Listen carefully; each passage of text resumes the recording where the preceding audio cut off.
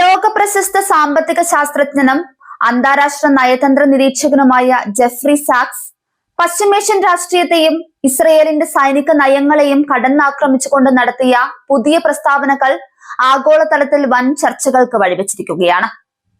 നിലവിലെ സാഹചര്യത്തിൽ ഇസ്രയേൽ പിന്തുടരുന്നത് ഗ്രേറ്റർ ഇസ്രയേൽ എന്ന വിപുലീകരണ താല്പര്യമാണെന്ന് അദ്ദേഹം ആരോപിക്കുന്നുണ്ട്. പശ്ചിമേഷ്യയിലെ ഏറ്റവും വലിയ അസ്ഥിരീകരണ ഘടകമായി ഇസ്രയേൽ മാറിയിരിക്കുകയാണെന്നും മേഖലയിലെ സമാധാനം തകർക്കുന്നതിൽ അവരുടെ നിലപാടുകൾക്ക് വലിയ പങ്കുണ്ടെന്നുമാണ് ജെഫ്രി സാക്സിന്റെ രൂക്ഷമായ വിമർശനം.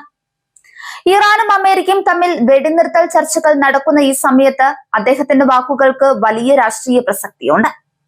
അമേരിക്ക നൽകുന്ന അന്ധമായ പിന്തുണയാണ് ഇസ്രയേലിനെ ഇത്രയധികം ആത്മവിശ്വാസത്തോടെ സൈനിക നീക്കങ്ങൾ നടത്താൻ പ്രേരിപ്പിക്കുന്നതെന്ന് സാക്സ് ചൂണ്ടിക്കാണിക്കുന്നുണ്ട്.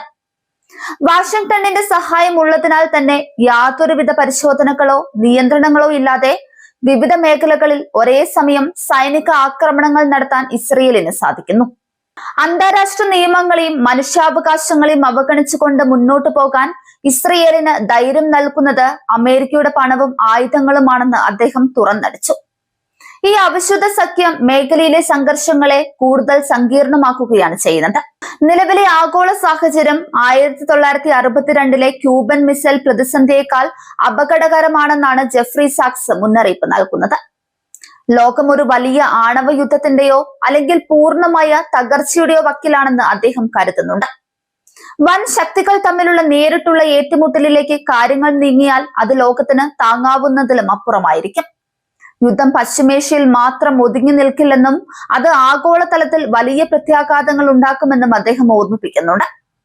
ഇത്തരമൊരു ഘട്ടത്തിൽ അന്താരാഷ്ട്ര സമൂഹം വെറുതെ നോക്കി നിൽക്കരുത് എന്നതാണ് അദ്ദേഹത്തിന്റെ പ്രാഥമികമായ ആവശ്യം.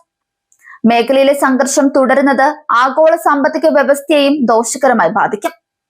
ഊർജ വിതരണ ശൃംഖലയെ തകർക്കാനും എണ്ണവില കുതിച്ചുയരാനും ഇത് കാരണമാകും.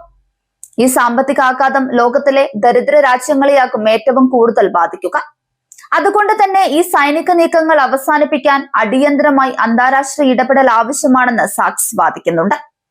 യുദ്ധം ഒന്നിനും പരിഹാരമല്ലെന്നും അത് വിനാശത്തിലേക്ക് മാത്രമേ നയിക്കൂ എന്നും അദ്ദേഹം തന്റെ സന്ദേശത്തിൽ വ്യക്തമാക്കുന്നുണ്ട്. അമേരിക്കയുടെ നേതൃത്വത്തിലുള്ള ഏകപക്ഷീയമായ ഇടപെടലുകൾക്ക് പകരം ഐക്യരാഷ്ട്രസഭയുടെയും മറ്റു ലോകശക്തികളുടെയും നേതൃത്വത്തിൽ സമാധാന ചർച്ചകൾ നടത്തണമെന്നാണ് അദ്ദേഹം നിർദ്ദേശിക്കുന്നത്. ഇസ്രയേലിന്റെ വിപുലീകരണ നയങ്ങളെ ലോകം ചോദ്യം ചെയ്യേണ്ട സമയം അതിക്രമിച്ചിരിക്കുന്നു. പശ്ചിമേഷ്യയിൽ സമാധാനം പുനഃസ്ഥാപിക്കാൻ ഇസ്രയേലിനെ യുദ്ധപാതയിൽ നിന്ന് പിന്തിരിപ്പിക്കുക എന്നതാണ് ഏക പോംവഴി. ഈ അപായ സൂചന ലോക നേതാക്കൾ ഗൗരവത്തോടെ കാണണമെന്നും അല്ലാത്ത പക്ഷം ചരിത്രം മാപ്പ് നൽകില്ലെന്നും ജെഫ്രി സാക്സ് തന്റെ വിശകലനത്തിലൂടെ ഓർമ്മിപ്പിക്കുന്നുണ്ട്. വരും ദിവസങ്ങളിൽ ഈ പ്രസ്താവനകൾ നയതന്ത്ര വേദികളിൽ വലിയ അലയൊലികൾ സൃഷ്ടിക്കുമെന്ന് ഉറപ്പാണ്.